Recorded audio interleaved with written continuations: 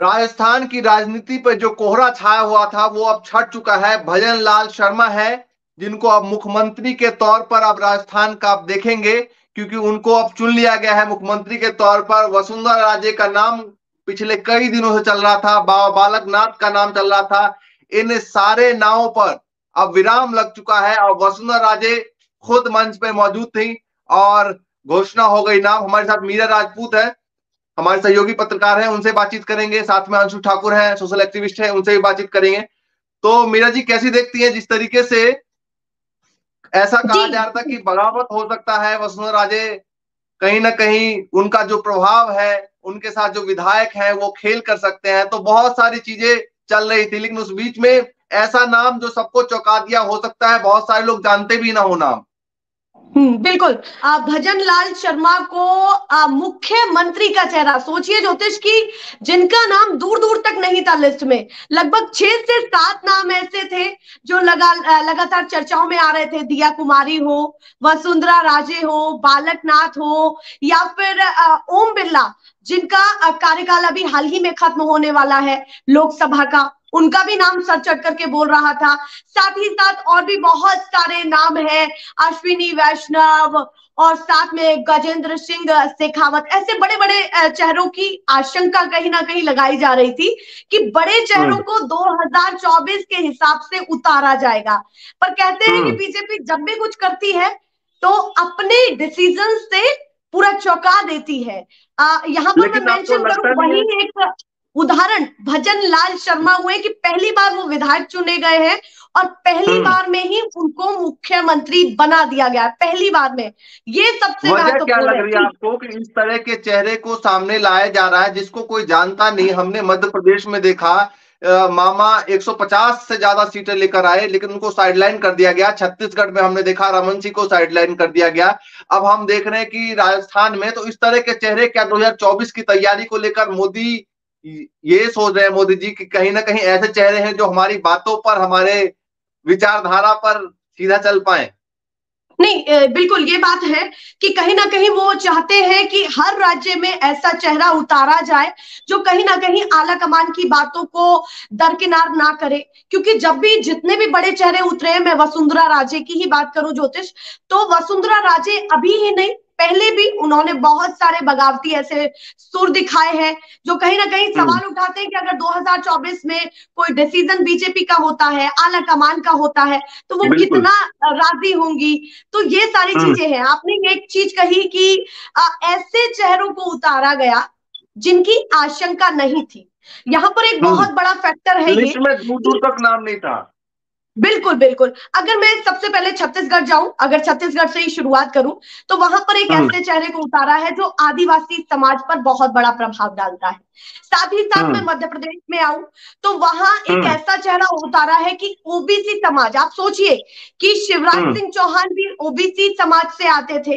साथ ही साथ हम्म। मोहन यादव, जिनको कमान हम्म। मुख्यमंत्री की सौंपी गई है, अभी शपथ लेनी हम्म। बाकी है, वो भी हो जाएगी फॉर्मेलिटीज। हम्म। तो उनको जो ये कमान दी गई है, तो उसको हमें हम्म। नहीं भूलना चाहिए कि ओबीसी चेहरा देखते हुए मध्य प्रदेश में हम्म। रखा गया है। और मैं हम्म। राजस्थान की बात करूं तो ये हम्म। सारी चीजों को संभालते संभालते उन्होंने सामान्य वर्ग को भी कहीं ना कहीं ये रखा है। वो चाहते हैं कि सर्व समाज को 2024 के लिए अपनी तरफ किया जाए। तो आप देखिए कि लेकिन 3 मुझे अलग अलग राज्यों में अलग अलग समीकरण है।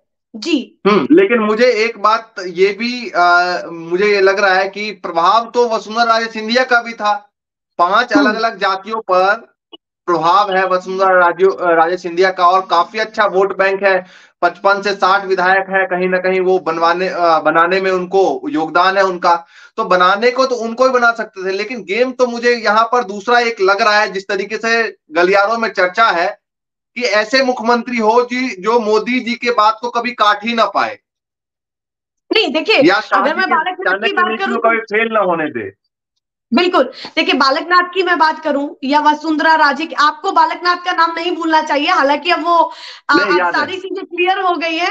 तो मैं यहाँ हाँ। पर चीजों को कहूं कि आमने सामने दोनों दिख रहे थे। पर आप सोचिए हम्म। कि जब दो बड़े चेहरों की लड़ाई चल रही हो तो हम्म। मध्यस्थता के लिए कुछ ऐसा करना पड़ता है जिस चेहरे की हम्म। एक्सेप्टेंस सभी रख पाए। तो ये बहुत बड़ी चीज है कि कहीं ना कहीं वो उसी को ध्यान में रखते हुए किया गया है। सुर्खियां एक और तेज थी कि वसुंधरा राजे चाहती है कि राजस्थान में अगर वो मुख्यमंत्री नहीं बनी तो कोई ऐसा चेहरा हो कि कहीं ना कहीं उनकी जो सीनियरिटी का कहीं ना कहीं ख्याल रखे, यानी कि सम्मान एक बहुत बड़ी चीज है, क्योंकि उनका ये पहले से रहा है कि पहले भी जब मोदी जी का पहला कार्यकाल था 2014 में था, तो उस समय भी जब बातें ये चली कि दुष्यंत कैबिनेट में शामिल हो सकते हैं, तो आला कमान से ये बातें निकल करके सामने आई थी कि नेता का बेटा सीधे बड़े उस पर नहीं जाएगा, तो कहीं ना कहीं उन्होंने किसी और का भी नाम नहीं दिया। तो ये चीजें हैं कहीं ना कहीं राजस्थान में कि उन्होंने मध्यस्थता के तौर पर बालकनाथ और दोनों की नाराजगी को संभालते हुए ऐसा चेहरा दोनों को ही साइडलाइन कर दिया गया। बिल्कुल बिल्कुल बिल्कुल बिल्कुल मान सकते हैं। ठीक है, अंशु ठाकुर जी आपके पास आएंगे। कैसे देखते हैं जो ये तमाम स्टेटों में मोदी शाह की चाणक्य नीति, मोदी जी की नीति और शाह की चाणक्य नीति सबको चौंका रहा है लगातार कि भाई कोई ऐसा चेहरा जो पता लगा कि 5वीं पंक्ति में पीछे बैठा था, फोटो खिंचवा रहा था, अचानक से मुख्यमंत्री बन गया। जिस तरीके से आपने बताया कि वसुंधरा राजे हो या योगी बाबा हो या शेखावत जी हो, इन तमाम लोगों को मैनेज करने के लिए नाम दिखाया गया है। और इससे एक बात और सामने आती है, मुझे लगता है जो भारतीय जनता पार्टी, जो अटल बिहारी और लाल कृष्ण आडवाणी के टाइम की जो भारतीय जनता पार्टी थी, उस भारतीय जनता पार्टी को कहीं ना कहीं नरेंद्र मोदी और अमित शाह की जोड़ी दरकिनार करने का काम कर रही है। वो अपने अपने नेता तैयार करने का काम कर रहे हैं। आखिर ऐसी क्या मजबूरी हुई जेपी नड्डा की, अमित शाह की, नरेंद्र मोदी जी की, जो उन्होंने ऐसे अनजान चेहरे को, जिसको एक विधायक रहने का तजुर्बा नहीं है, जिसने जनता की प्रतिनिधि बनके कोई भी काम नहीं किया, पहली बार चुनाव लड़ा, वो चुनाव जीतता है, उसके बाद आखिर क्या वजह हुई जो राजस्थान जैसे इतने बड़े प्रदेश का जिम्मा, जिसका लॉ एंड ऑर्डर संभालना बहुत बड़ी बात है, आपने भजन लाल शर्मा को उसका कमान सौंपने का काम किया। इसी के साथ अगर हम छत्तीसगढ़ की बात करें या मध्य प्रदेश की बात करें, तो जिस तरीके से छत्तीसगढ़ में रमन सिंह हो या मध्य प्रदेश में शिवराज सिंह चौहान हो, जो इतनी बार के विधायक हैं, जिन्हें तजुर्बा है, और बताते हैं जो ये चुनाव है इसमें जो उनका लाडली बहना वाला योजना था वो बहुत काम कर गया। उसके ऊपर उन्होंने अपना प्रदर्शन भी करने का काम किया, बहुमत लेके आए, भारतीय जनता पार्टी को उनके नेतृत्व में चुनाव हुआ, वो बहुमत के आधार पर उन्होंने अपनी सरकार बनाने का काम किया। मध्य प्रदेश में कहीं ये डर तो नहीं सता रहा था कि 4 बार के बाद अगर 5वीं बार मुख्यमंत्री बनते हैं शिवराज सिंह चौहान, तो मोदी जी के चेहरे से कहीं ना कहीं ऊपर उठ जाएंगे? जी, साहब का रिकॉर्ड टूट जाएगा, ये भी हो सकता है। लोगों का ये कहना है कि मध्य प्रदेश में शिवराज सिंह चौहान को इसलिए दरकिनार किया गया, लेकिन ज्योतिष भाई, मैं आपके चैनल के माध्यम से बताना चाहता हूं कि ये जो वजह है, इसकी वजह से कहीं ना कहीं भारतीय जनता पार्टी को 2024 में नुकसान सहना पड़ेगा। ठीक है, मीरा जी से कमेंट लेते, जरा बताइए मीरा जी कैसे देखते हैं मध्य प्रदेश की इस घटना को, जो शिवराज मामा 150 पार सीट लेकर आए, उसके बाद में उनको साइडलाइन कर दिया गया, क्या वजह रही? सबसे पहले मैं इस बयान के साथ साथ एक ताजा अपडेट भी शेयर करती हूँ। भजन लाल शर्मा जी जैसे ही उनको मुख्यमंत्री का चेहरा घोषित कर दिया है राजस्थान में, तो उन्होंने तुरंत ये कहा है, उन्होंने जिम्मा लिया है 2024 की लड़ाई में सरकार बनाने का। अभी तुरंत ये खबर निकल कर सामने आई है। बिल्कुल बिल्कुल बिल्कुल, उन्होंने राजभवन वो जा रहे थे बीजेपी दफ्तर से, उस बीच में उन्होंने मीडिया कर्मियों के बीच में ये कहा है कि मेरी पूरी जिम्मेदारी है कि 2024 में हम पूरी ताकत के साथ सरकार बनाए। और वही चीज जो आप बोल रहे थे कि कहीं ना कहीं ऐसा कुछ हो सकता है, किसी ऐसे चेहरे को बिठाया जाए जिसकी कमान किसी और के पास हो, ये भी हो सकता है। मैं यहाँ पर शाह जी का दूत बनकर जो काम कर सके। देखिए मैं यहाँ पर उस पर टीका टिप्पणी नहीं करना चाहती। मुझे लगता है कि अति उत्साह में, मुझे लगता है कि कमलनाथ जी की तरह अति उत्साह में इन्होंने यह बयान दे दिया है। आप ये बताइए कि राजस्थान की सरकार चलाना कितना मुश्किल काम होगा, जहां वसुंधरा राजे जैसे सीएम हो, राठौड़ जैसे वसुंधरा राजे जैसे विधायक हो, राठौड़ जैसे सीएम हो, जो विधायक हो, या बालकनाथ योगी जैसे लोग जो विधायक का शपथ लेके आ रहे हो, जो सांसद रह चुके हैं, पूर्व सरकार में मंत्री रह चुके हैं। आपको लगता है कि शांति तरीके से, संपूर्ण तरीके से, क्या आपको लगता है कि वो भजन लाल शर्मा के नेतृत्व वाली सरकार में काम कर पाएंगे? ये जिस तरीके से इन्होंने अति उत्साह में बयान दिया, अरे सरकार के कम से कम आप 2-4 दिन चला लें, उसके बाद आप अगर ऐसा बयान दें कि 2024 की जो जिम्मेदारी है मैं अपने कंधे पे लेने का काम कर रहा हूं, मुझे ये भी लगता है कि जो वसुंधरा राजे को मनाया गया है, जो भी बातचीत हुई है, मुझे लगता है कि इसका कहीं ना कहीं इसका परिणाम निकलेगा। जिस तरीके से उनको मनाना इतना आसान नहीं था, क्योंकि सारे राज्यों में मुख्यमंत्री घोषणा हो गई और लास्ट में राजस्थान एक ऐसा राज्य बचा जहां पर खूंटा गाड़ कर बैठी हुई थी वसुंधरा राजे की, यहाँ से मैं हिलने नहीं दूंगी राजस्थान को। यहाँ ज्योतिष में एक छोटी सी टिप्पणी करना चाहूंगी। एक छोटी सी टिप्पणी करना चाहूंगी कि एक चीज है जो मैंने पहले भी कही और मैं उसको फिर से स्ट्रांगली बातों को कहती हूँ कि वसुंधरा राजे कहीं ना कहीं उस तरह की नेत्री है कि भैया ना खाऊंगी और ना खाने दूंगी। यहाँ पर फिट बैठ रही है मोदी जी की लाइनें कि कहीं ना कहीं वो चाहती हैं कि ऐसा चेहरा उनके सामने भी हो जिसकी कमान वो थोड़ी सी अपने पास भी रखे, तो कहीं ना कहीं वो भी उनको कहीं ना कहीं हैंडल कर पा रही है और इसीलिए उन्होंने वो सर्वसम्मति दिखाई भी है। आप सोचिए कि वसुंधरा राजे बैठक होने से आधा घंटे पहले भी मिलती है, तो वो अपने आप में बहुत बड़ी बात है कि अगर वसुंधरा राजे चेहरा नहीं हुई तो उन्होंने पहले से ही क्या ये सोच रखा था कि ऐसा कुछ करना है।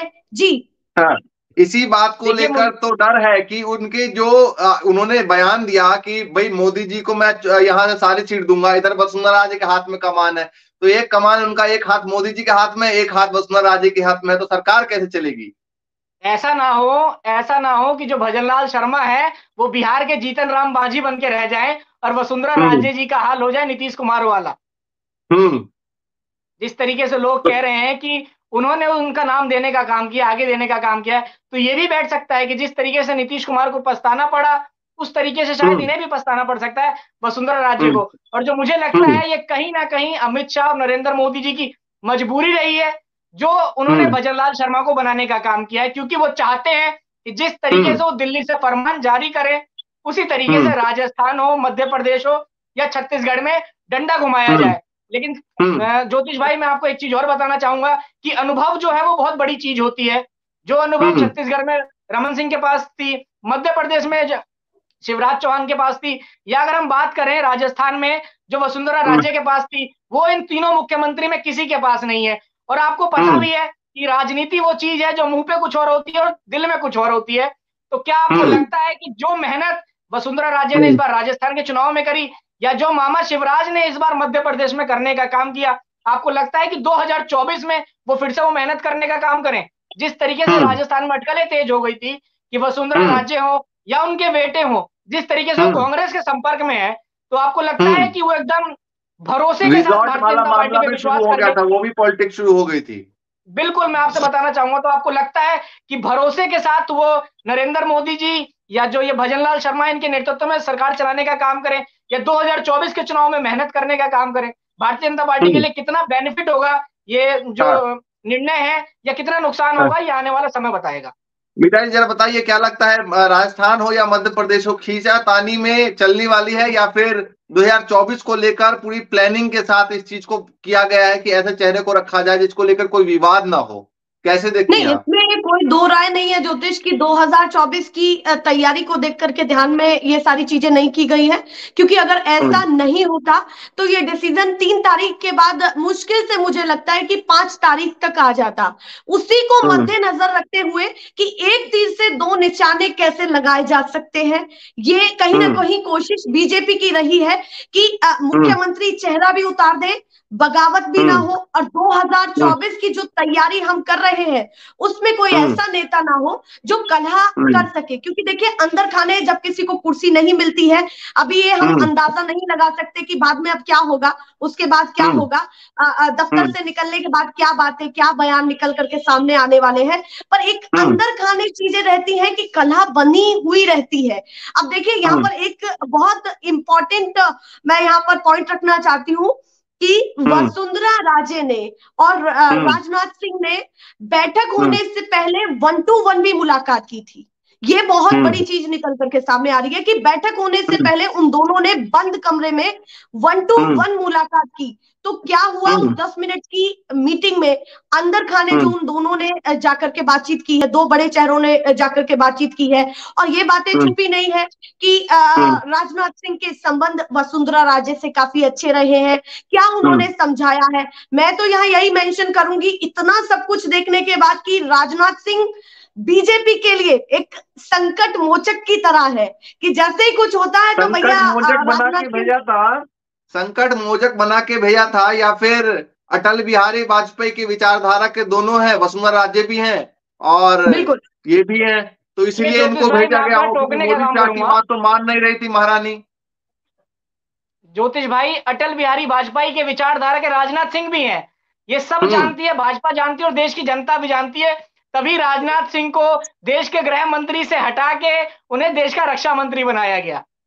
और जिस तरीके से मीरा राजपूत मनाने के लिए भेजा गया था। अभी देखिए, जिस तरीके से मीरा राजपूत जी कह रही है कि जो अंतरकलह है ये बहुत बड़ी पार्टी के लिए या किसी भी प्रदेश के लिए नुकसान होता है। आपको याद होगा कि पिछली सरकार में जो कांग्रेस की सरकार थी, कहीं ना कहीं लोगों का यह भी मानना है कि जो सचिन पायलट और अशोक गहलोत के बीच पिछले 5 साल से खींचातानी रही, जिसका बहुत बड़ा परिणाम है, वो कारण है बहुत बड़ा, जो कि ये परिणाम देखने को मिला। कांग्रेस की इतनी सीटें गई, कहीं ना कहीं बहुत बड़ी वजह है कि जो सचिन पायलट के समर्थक थे या अशोक गहलोत के समर्थक थे वो कभी एक नहीं हुए, तो ये बड़े पटल पे भी एक नहीं हुए, जिसका जो परिणाम है जनता ने दिखाने का काम किया।